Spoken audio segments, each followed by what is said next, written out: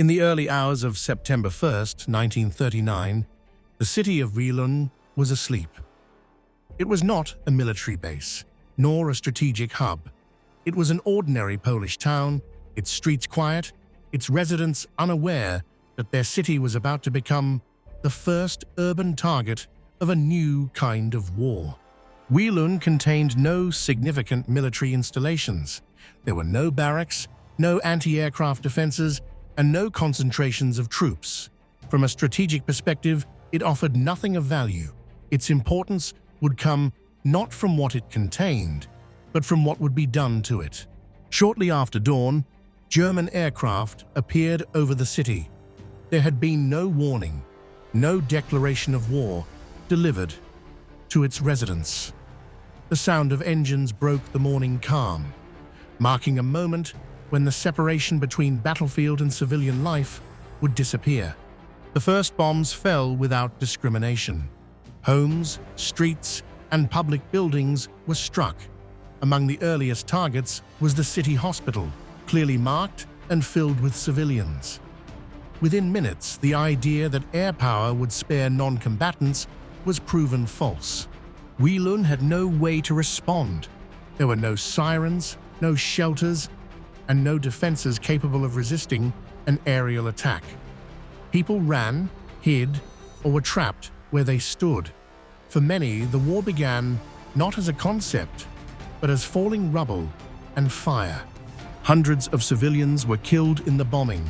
Families, patients, and children were among the dead. These were not accidental losses during a battle.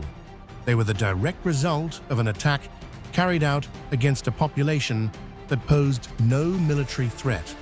By the end of the attack, much of Wieluń lay in ruins.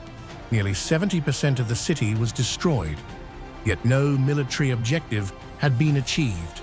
The destruction served no tactical necessity. Its meaning lay entirely in precedent.